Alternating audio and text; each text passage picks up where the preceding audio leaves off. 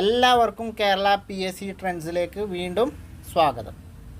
നമ്മുടെ ടെലിഗ്രാം ചാനലിൽ വന്നുകൊണ്ടിരിക്കുന്ന പോൾ അടിസ്ഥാനമാക്കിയുള്ള ചോദ്യോത്തരങ്ങളാണ് നമ്മുടെ യൂട്യൂബ് ചാനലിൽ വീഡിയോ ആയിട്ട് വന്നുകൊണ്ടിരിക്കുന്നത്. അപ്പോൾ വീഡിയോയിലേക്ക് പോകുന്നതിന് മുമ്പ് എൻ്റെ ചാനൽ കൊണ്ട് എന്തെങ്കിലും ഉപകാരം ഉണ്ടായാൽ മാത്രം എൻ്റെ ചാനലൊന്ന് സബ്സ്ക്രൈബ് ചെയ്യുക. അതുപോലെ നിങ്ങൾക്ക് ഉപകാരപ്പെട്ടതുപോലെ മറ്റുള്ളവർക്കും ഉപകാരപ്പെടുമെന്ന ബോധ്യമുണ്ടെങ്കിൽ ഷെയർ ചെയ്ത് മറ്റുള്ളവരിലേക്കും എത്തിക്കുക. എൻ്റെ ടെലിഗ്രാം ചാനലിൽ ജോയിൻ ചെയ്യാൻ താല്പര്യമുള്ളവർ കേരള PSC ട്രെൻഡ്സ് എന്ന് ടെലിഗ്രാമിൽ ബാറിൽ സെർച്ച് ചെയ്തുകൊണ്ട് ചാനലിൽ ജോയിൻ ചെയ്ത് പോളുകളൊക്കെ അറ്റൻഡ് ചെയ്യാവുന്നതാണ്. അപ്പോൾ നമുക്ക് നേരെ നമ്മുടെ വീഡിയോയിലേക്ക് പോവാം. ആദ്യത്തെ ചോദ്യം നോക്കാം. യൂണിവേഴ്സൽ ഫൈബർ എന്നറിയപ്പെടുന്നത് ചണമാണോ, പരുത്തിയാണോ, പോളിസ്റ്ററാണോ? ഇവയൊന്നുമല്ല. ഏതാണ് യൂണിവേഴ്സൽ ഫൈബർ എന്നറിയപ്പെടുന്നത്? യൂണിവേഴ്സൽ ഫൈബർ എന്നറിയപ്പെടുന്നത് ഏതാണ്? ചണമാണോ, പരുത്തിയാണോ, പോളിസ്റ്ററാണോ? ഏതാണ്? പറയൂ, ഒന്ന് കമൻറ്റ് ചെയ്യൂ. യൂണിവേഴ്സൽ ഫൈബർ എന്നറിയപ്പെടുന്നത് ഏതാണ്? ഉത്തരം ഏതാണ്? പരുത്തിയാണ്. ഓപ്ഷൻ ബി പരുത്തിയാണ് എന്ത് യൂണിവേഴ്സൽ ഫൈബർ എന്നറിയപ്പെടുന്നത്. അപ്പോൾ യൂണിവേഴ്സൽ ഫൈബർ എന്നറിയപ്പെടുന്നത് ഏതാണ്? ഓപ്ഷൻ ബി ആണ്, പരുത്തിയാണ്. പരുത്തിയാണ് എന്ത് യൂണിവേഴ്സൽ ഫൈബർ എന്ന് അറിയപ്പെടുന്നത്. പരുത്തി കൃഷിയെ സംബന്ധിച്ച് താഴെ തന്നിരിക്കുന്ന പ്രസ്താവനകളിൽ നിന്ന് ശരിയല്ലാത്ത പ്രസ്താവന തിരഞ്ഞെടുക്കുക. പരുത്തി കൃഷിയെ സംബന്ധിച്ച് താഴെ പറയുന്ന പ്രസ്താവനകളിൽ നിന്ന് ശരിയല്ലാത്ത പ്രസ്താവന, അതായത് തെറ്റായ പ്രസ്താവന തിരഞ്ഞെടുക്കുക. ഒന്നാമത്തെ പ്രസ്താവന നോക്കാം. മഞ്ഞുവീഴ്ചയില്ലാത്ത വളർച്ചാ കാലവും 20 ഡിഗ്രി മുതൽ 30 ഡിഗ്രി വരെ താപനിലയും കൃഷിക്ക് ആവശ്യമാണ്. അപ്പോൾ മഞ്ഞുവീഴ്ചയില്ലാത്ത വളർച്ചാ കാലവും അതുപോലെ 20 ഡിഗ്രി മുതൽ 30 ഡിഗ്രി താപനിലയും എന്താണ്? പരുത്തി കൃഷിക്ക് ആവശ്യമാണ്. അപ്പോൾ പരുത്തി കൃഷിക്ക് ആവശ്യമായ താപനില എന്ന് പറഞ്ഞാൽ 20 മുതൽ 30 ഡിഗ്രി സെൽഷ്യസ് വരെയാണ്. അതുപോലെ മഞ്ഞ് വീഴ്ചയില്ലാത്ത വളർച്ചാ കാലമാണെന്ത് പരുത്തിയുടേത് എന്ന് പറയുന്നു. ചെറിയ തോതിൽ വാർഷിക വർഷപാതവും പരുത്തി കൃഷിക്ക് ആവശ്യമാണ്. അപ്പോൾ ചെറിയ തോതിലുള്ള വാർഷിക വർഷപാതവും 20 ഡിഗ്രി മുതൽ 30 ഡിഗ്രി സെൽഷ്യസ് വരെ താപനിലയും എന്താണ്? പരുത്തി കൃഷിക്ക് ആവശ്യമാണ്. ചുവന്ന മണ്ണും എക്കൽ മണ്ണുമാണ് പരുത്തി കൃഷിക്ക് ഏറ്റവും അനുയോജ്യം. ആ പ്രസ്താവന എന്താണ്? തെറ്റാണ്. ചുവന്ന മണ്ണും എക്കൽ മണ്ണുമല്ല, കറുത്ത മണ്ണാണ് എന്ത് പരുത്തി കൃഷിക്ക് ഏറ്റവും അനുയോജ്യം. കറുത്ത മണ്ണും എക്കൽ മണ്ണാണ് എന്ത് പരുത്തി കൃഷിക്ക് ഏറ്റവും അനുയോജ്യമായ മണ്ണ്. അപ്പോൾ കറുത്ത പരുത്തി മണ്ണ് എന്ന് കറുത്ത മണ്ണ് അറിയപ്പെടാൻ തന്നെ കാരണം പരുത്തി കൃഷിക്ക് ഏറ്റവും അനുയോജ്യമായ മണ്ണായതുകൊണ്ടാണ്. അപ്പോൾ മൂന്നാമത്തെ പ്രസ്താവനയാണ് തെറ്റ്. ചുവന്ന മണ്ണ് അല്ലെങ്കിൽ ചെമ്മണ്ണും എക്കൽ മണ്ണും അല്ല, കറുത്ത മണ്ണും എക്കൽ മണ്ണുമാണെന്ത് പരുത്തി കൃഷിക്ക് ഏറ്റവും അനുയോജ്യമായ മണ്ണ്. വസ്ത്ര നിർമ്മാണ രംഗത്ത് ലോകവ്യാപകമായി ഉപയോഗിക്കുന്നതിനാൽ പരുത്തിയെ യൂണിവേഴ്സൽ ഫൈബർ എന്ന് പറയുന്നു. നമ്മൾ ഒന്നാമത്തെ ചോദ്യം എന്തായിരുന്നു? യൂണിവേഴ്സൽ ഫൈബർ എന്താണെന്നാണ്. പരുത്തിയാണ്. എന്തുകൊണ്ടാണ് യൂണിവേഴ്സൽ ഫൈബർ എന്ന് പരുത്തിയെ വിശേഷിപ്പിക്കാനുള്ള കാരണം? വസ്ത്രനിർമ്മാണ രംഗത്ത് ലോകവ്യാപകമായി ഉപയോഗിക്കുന്നത് കൊണ്ടാണ് എന്ത് പരുത്തിയെ യൂണിവേഴ്സൽ ഫൈബർ എന്ന് വിശേഷിപ്പിക്കാനുള്ള കാരണം. അപ്പോൾ ലോകവ്യാപകമായിക്കൊണ്ട് വസ്ത്രനിർമ്മാണ രംഗത്ത് ഉപയോഗിക്കുന്നത് കൊണ്ടാണ് പരുത്തിയെ യൂണിവേഴ്സൽ ഫൈബർ എന്ന് വിശേഷിപ്പിക്കാനുള്ള കാരണം. പരുത്തി ഉൽപ്പാദനത്തിൽ ഇന്ത്യക്ക് 4ാം സ്ഥാനമാണുള്ളത്. അതും എന്താണ്? ശരിയാണ്. പരുത്തിയുടെ ഉൽപ്പാദനത്തിൽ ഇന്ത്യയുടെ സ്ഥാനം എന്ന് പറയുന്നത് 4ാം സ്ഥാനമാണ്. പരുത്തി ഉൽപ്പാദനത്തിൽ ഇന്ത്യക്ക് എത്രാം സ്ഥാനമാണ്? 4ാം സ്ഥാനമാണ്. പരുത്തി ഉൽപ്പാദനത്തിൽ ഇന്ത്യക്കുള്ളത് 4ാം സ്ഥാനമാണ്. താഴെ പറയുന്നവയിൽ നിന്ന് ശരിയല്ലാത്ത പ്രസ്താവന തിരഞ്ഞെടുക്കാനാണ്. താഴെ തന്നിരിക്കുന്ന പ്രസ്താവനകളിൽ നിന്ന് ശരിയല്ലാത്ത പ്രസ്താവന തിരഞ്ഞെടുക്കും. ഇന്ത്യയിലെ ഏറ്റവും വലിയ കൃഷി അധിഷ്ഠിത വ്യവസായമാണ് പരുത്തി തുണി വ്യവസായം. ശരിയാണ്. അപ്പോൾ ഇന്ത്യയിലെ ഏറ്റവും കൃഷി അധിഷ്ഠിത വ്യവസായമാണ് ഇത് പരുത്തി തുണി വ്യവസായം. ഇന്ത്യയിലെ ഏറ്റവും വലിയ കൃഷി അധിഷ്ഠിത വ്യവസായം എന്ന് പറയുന്നത് പരുത്തി തുണി വ്യവസായമാണ്. ശരിയാണ്. ഇന്ത്യയിലെ ആദ്യത്തെ പരുത്തി തുണിമൽ സ്ഥാപിതമായത് 1818 കൊൽക്കത്തയിലെ ഫോർട്ട് ഗ്ലാസ്റ്ററിലാണ്. അതും എന്താണ്? ശരിയാണ്. ഇന്ത്യയിലെ ആദ്യത്തെ പരുത്തി തുണിമിൽ സ്ഥാപിതമായത് എവിടെയാണ്? കൊൽക്കത്തയിലെ ഫോർട്ട് ഗ്ലാസ്റ്ററിലാണ് 1818. അപ്പോൾ 1818 ഇന്ത്യയിലെ ആദ്യത്തെ പരുത്തി മില്ല് സ്ഥാപിതമായത് ഫോർട്ട് ഗ്ലാസ്റ്ററിലാണ്. കൊൽക്കത്തയിലെ ഫോർട്ട് ഗ്ലാസ്റ്ററിലാണ് ഇന്ത്യയിലെ ആദ്യത്തെ പരുത്തി തുണിമില്ല് സ്ഥാപിതമായത്. വർഷം 1818. ശരിയാണ്. വൻതോതിൽ പരുത്തി ഉൽപ്പാദനം ആരംഭിക്കുന്നത് 1855 മുംബൈയിലാണ്. ആ പ്രസ്താവന എന്താണ്? തെറ്റാണ്. വൻതോതിൽ പരുത്തി ഉൽപ്പാദനം ആരംഭിക്കുന്നത് മുംബൈയിലാണ്. പക്ഷേ 1855 അല്ല, 1854. അപ്പോൾ 1854 എന്ത് വൻതോതിൽ പരുത്തി ഉൽപ്പാദനം ആരംഭിക്കുന്നത് എവിടെ? മുംബൈയിലാണ് വൻതോതിൽ പരുത്തി ഉൽപ്പാദനം ആരംഭിക്കുന്നത്. 1854 വർഷം. 1818 എന്താണ്? ഫോർട്ട് ഗ്ലാസ്റ്ററിൽ, കൊൽക്കത്തയിലെ ഫോർട്ട് ഗ്ലാസ്റ്ററിൽ ഇന്ത്യയിലെ ആദ്യത്തെ പരുത്തി തുണിമിൽ സ്ഥാപിതമായത് 1818. 1854 വൻതോതിൽ പരുത്തി ഉൽപ്പാദനം ആരംഭിക്കുന്നത്. അതെവിടെയാണ്? മുംബൈയിലാണ്. മുംബൈ നഗരത്തെ കോട്ടോണോപോളിസ് എന്ന് വിശേഷിപ്പിക്കുന്നു. ഇതൊരു പ്രീവിയസ് ക്വസ്റ്റ്യൻ ആണ്. ഖാദി ബോർഡിൻ്റെ പ്രീലിംസിൽ പ്രീവിയസ് ക്വസ്റ്റ്യൻ ആയിട്ട് വന്നതാണ്. മുംബൈ നഗരത്തെ കോട്ടോണോപോളിസ് എന്ന് വിശേഷിപ്പിക്കുന്നു. ആ പ്രസ്താവന എന്താണ്? ശരിയാണ്. അപ്പോൾ മുംബൈ നഗരത്തെയാണ് എന്ത് കോട്ടോണോപോളിസ് എന്ന് വിശേഷിപ്പിക്കുന്നത്. അതിൻ്റെ കാരണം എന്താണ്? വൻതോതിൽ പരുത്തി ഉൽപ്പാദനം എവിടെയാണ് ആരംഭിക്കുന്നത്? മുംബൈയിലാണ്. അതുകൊണ്ടാണ് മുംബൈയെ കോട്ടോണോപോളിസ് എന്ന് വിശേഷിപ്പിക്കാനുള്ള കാരണം. അപ്പോൾ അതിൽ മൂന്നാമത്തെ പ്രസ്താവനയാണ് തെറ്റ്. ബാക്കിയുള്ള എല്ലാ പ്രസ്താവനകളും ശരിയാണ്. മുംബൈ പ്രധാന പരുത്തിത്തുണി വ്യവസായ കേന്ദ്രമായി മാറാൻ അനുകൂലമായ സാഹചര്യങ്ങളിൽ ഉൾപ്പെടുന്നത് ഏതൊക്കെയാണ്? മുംബൈ പ്രധാന പരുത്തിത്തുണി വ്യവസായ കേന്ദ്രമായി മാറാൻ അനുകൂലമായ ചില സാഹചര്യങ്ങളുണ്ടായിരുന്നു. അതിൽ ഉൾപ്പെടുന്നത് ഏതൊക്കെയെന്നാണ് ചോദ്യം. നോക്കാം. സമീപ പ്രദേശങ്ങളിൽ നിന്ന് അസംസ്കൃത വസ്തുക്കളുടെ സുഗമമായ ലഭ്യത, കുറഞ്ഞ നിരക്കിൽ ഊർജ്ജ ലഭ്യത, ശുദ്ധജല ലഭ്യത, മനുഷ്യവിഭവ ലഭ്യത, മുംബൈ തുറമുഖം കേന്ദ്രീകരിച്ചുള്ള കയറ്റിറക്കുമതി സാധ്യതകൾ. അപ്പോൾ എന്താണ്? മൂന്നും ശരിയാണ്. അപ്പോൾ മുംബൈ പ്രധാന പരുത്തിത്തുണി വ്യവസായ കേന്ദ്രമായി മാറാൻ അനുകൂലമായ സാഹചര്യങ്ങൾ ഏതൊക്കെയാണ്? സമീപ പ്രദേശങ്ങളിൽ നിന്ന് അസംസ്കൃത വസ്തുക്കളുടെ സുഗമമായ ലഭ്യതയായിരുന്നു ഒന്നാമത്തെ ഘടകം. രണ്ടാമത്തേത് കുറഞ്ഞ നിരക്കിൽ ഊർജ്ജ ലഭ്യത, അതുപോലെ ശുദ്ധജല ലഭ്യത, അതുപോലെ മനുഷ്യവിഭവ ലഭ്യത എന്നിവ ഉണ്ടായിരുന്നു. എന്താണ്? മുംബൈ തുറമുഖം കേന്ദ്രീകരിച്ച് കയറ്റിറക്കുമതി സാധ്യതകളും ഉണ്ടായിരുന്നു. അപ്പോൾ ഈ 3 കാരണങ്ങളും എന്താണ്? മുംബൈയെ പ്രധാന പരുത്തിത്തുണി വ്യവസായ കേന്ദ്രമാക്കി മാറ്റാൻ സഹായിച്ചു. ഇന്ത്യയിലെ രണ്ടാമത്തെ വലിയ പരുത്തിത്തുണി വ്യവസായ കേന്ദ്രം എവിടെയാണ്? ഇന്ത്യയിലെ രണ്ടാമത്തെ വലിയ പരുത്തിത്തുണി വ്യവസായ കേന്ദ്രം എവിടെയാണ്? മുംബൈ, കൊൽക്കത്ത, അഹമ്മദാബാദ്, സൂറത്ത്. എവിടെയാണ്? ഉത്തരം ഓപ്ഷൻ സി ആണ്, അഹമ്മദാബാദിലാണ്. അപ്പോൾ ഇന്ത്യയിലെ രണ്ടാമത്തെ വലിയ പരുത്തിത്തുണി വ്യവസായ കേന്ദ്രം എന്ന് പറയുന്നത് അഹമ്മദാബാദാണ്. 1 മുംബൈയും 2 അഹമ്മദാബാദ്. അപ്പോൾ ഇന്ത്യയിലെ പ്രധാനപ്പെട്ട പരുത്തിത്തുണി വ്യവസായ കേന്ദ്രങ്ങൾ ഏതൊക്കെയാണ്?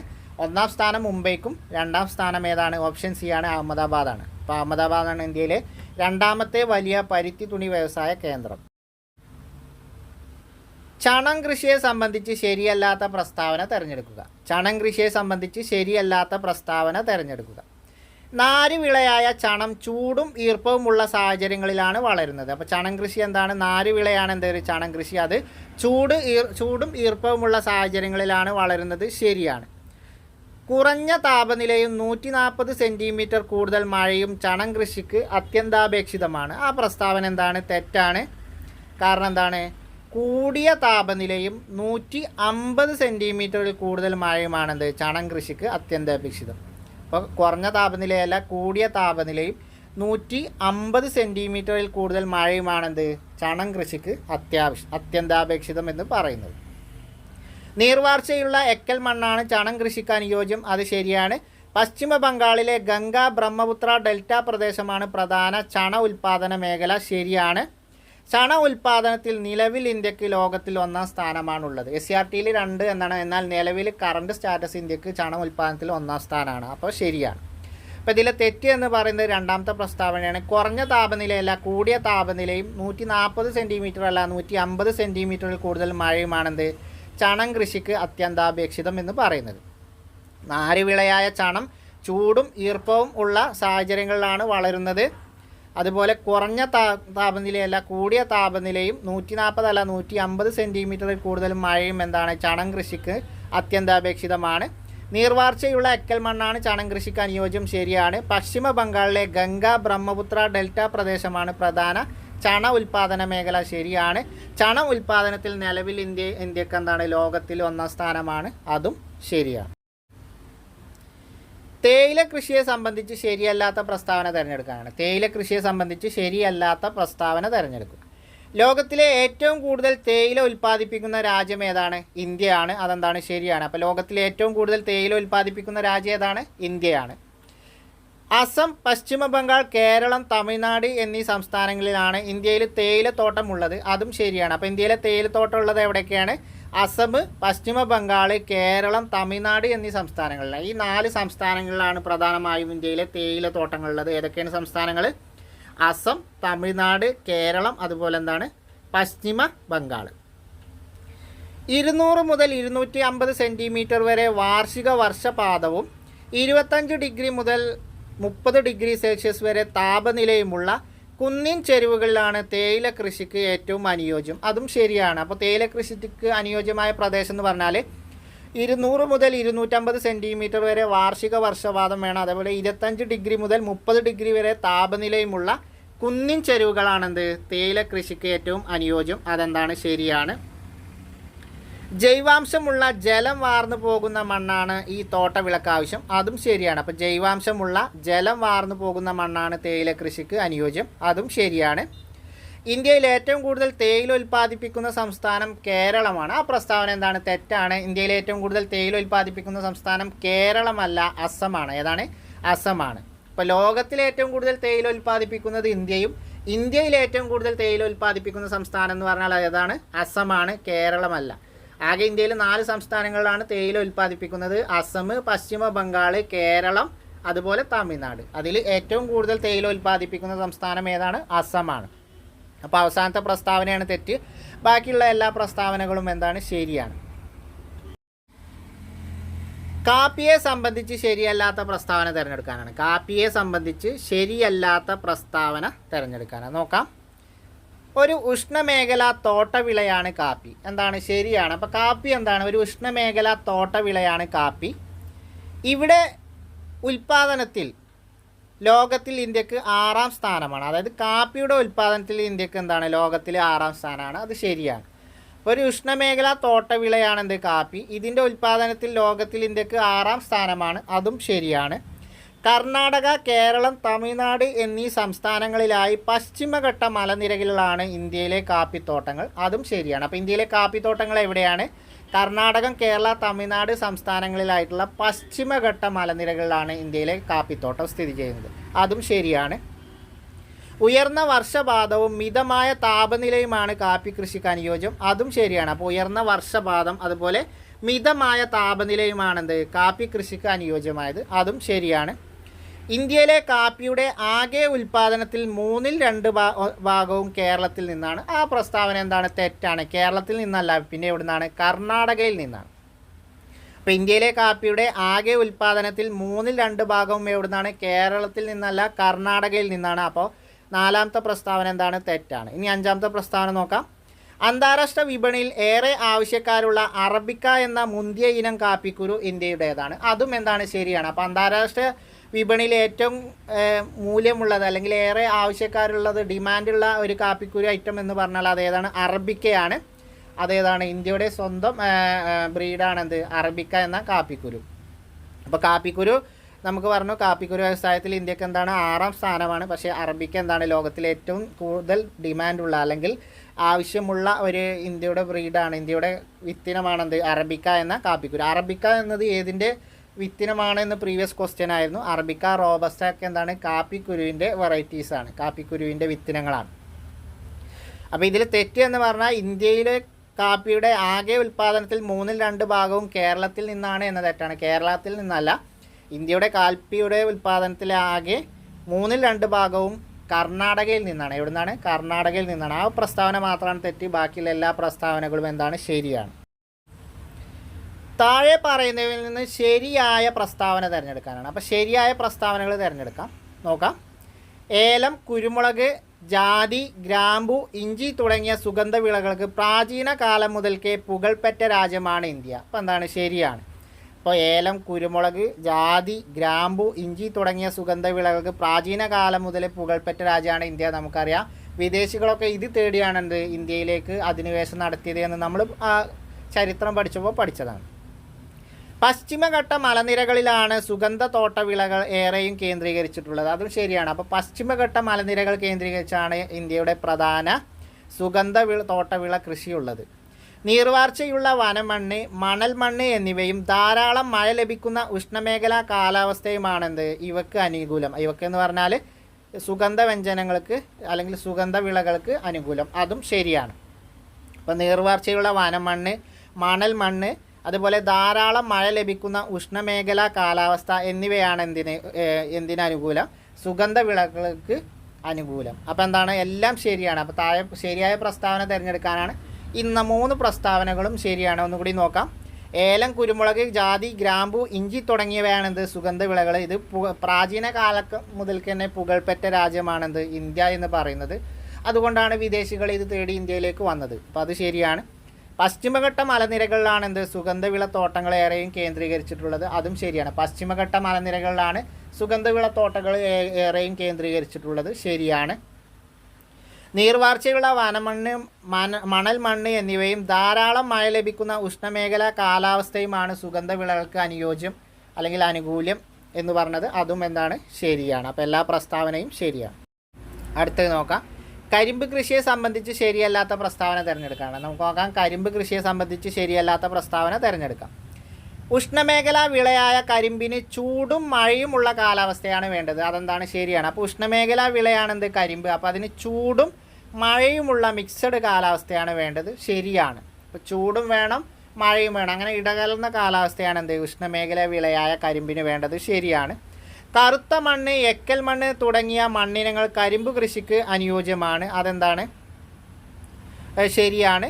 കരിമ്പ് ഉൽപ്പാദനത്തിൽ ഇന്ത്യക്ക് ലോകത്ത് 2ാം സ്ഥാനമാണ്, അതും ശരിയാണ്. അപ്പോൾ കറുത്ത മണ്ണ്, എക്കൽ മണ്ണ് എന്നിവയാണെന്ത് കരിമ്പ് കൃഷിക്ക് അനുയോജ്യമായ മണ്ണ്. അതുപോലെ കരിമ്പിൻ്റെ ഉൽപ്പാദനത്തിൽ ഇന്ത്യക്ക് ലോകത്തിൽ 2ാം സ്ഥാനമാണ്. ഇന്ത്യയുടെ പഞ്ചസാര കിണ്ണം എന്നറിയപ്പെടുന്നത് മഹാരാഷ്ട്രയാണ്. ആ പ്രസ്താവന എന്താണ് തെറ്റാണ്. ഇന്ത്യയുടെ പഞ്ചസാര കിണ്ണം എന്നറിയപ്പെടുന്നത് ഏതാണ്, മഹാരാഷ്ട്രയല്ല ഉത്തർപ്രദേശാണ്. ഇന്ത്യയുടെ പഞ്ചസാര കിണ്ണം എന്നറിയപ്പെടുന്നത് ഏത് സംസ്ഥാനമാണ്, മഹാരാഷ്ട്രയല്ല ഉത്തർപ്രദേശാണ്. അപ്പോൾ ആ പ്രസ്താവന തെറ്റാണ്. ലോകത്തിൻ്റെ പഞ്ചസാര കിണ്ണം എന്നറിയപ്പെടുന്നത് ക്യൂബയാണ്. ലോകത്തിൻ്റെ പഞ്ചസാര കിണ്ണം ക്യൂബയും ഇന്ത്യയുടെ പഞ്ചസാര കിണ്ണം ഏതാണ്, ഉത്തർപ്രദേശുമാണ്. ഉത്തർപ്രദേശാണ് കരിമ്പിൻ്റെയും പഞ്ചസാരയുടെയും ഉൽപ്പാദനത്തിൽ 1ാം സ്ഥാനത്തുള്ള ഇന്ത്യയിലെ സംസ്ഥാനം, അതെന്താണ് ശരിയാണ്. അപ്പോൾ ഉത്തർപ്രദേശാണെന്ത് കരിമ്പിൻ്റെയും പഞ്ചസാരയുടെയും ഉൽപ്പാദനത്തിൽ 1ാം സ്ഥാനത്തുള്ള ഇന്ത്യയിലെ സംസ്ഥാനം. അതുകൊണ്ട് തന്നെയാണെന്ത് ഉത്തർപ്രദേശിനെ ഇന്ത്യയിലെ പഞ്ചസാര കിണ്ണം എന്ന് വിളിക്കുന്നത്. അപ്പോൾ ഇതിൽ തെറ്റായ പ്രസ്താവന എന്താണ്, 4ാമത്തെ പ്രസ്താവനയാണ്. ഇന്ത്യയുടെ പഞ്ചസാര കിണ്ണം മഹാരാഷ്ട്രയാണ് എന്നാണ് പ്രസ്താവന തന്നുള്ളത്, അത് തെറ്റാണ്. മഹാരാഷ്ട്രയല്ല ഉത്തർപ്രദേശാണ് എന്ത് ഇന്ത്യയുടെ പഞ്ചസാര കിണ്ണം എന്നറിയപ്പെടുന്ന സ്ഥലം അല്ലെങ്കിൽ സംസ്ഥാനം എന്ന് പറയുന്നത്. ലോകത്തിൻ്റെ പഞ്ചസാര കിണ്ണം ആണെങ്കിൽ അതെന്താണ്, ക്യൂബയാണ്. അപ്പോൾ കരിമ്പ് എന്താണ് ഒരു ഉഷ്ണമേഖല വിളയാണ്, ചൂടും അതുപോലെ മഴയുമുള്ള മിതോഷ്ണമായ കാലാവസ്ഥയാണ് എന്ത് കരിമ്പ് കൃഷിക്ക് അനുയോജ്യം.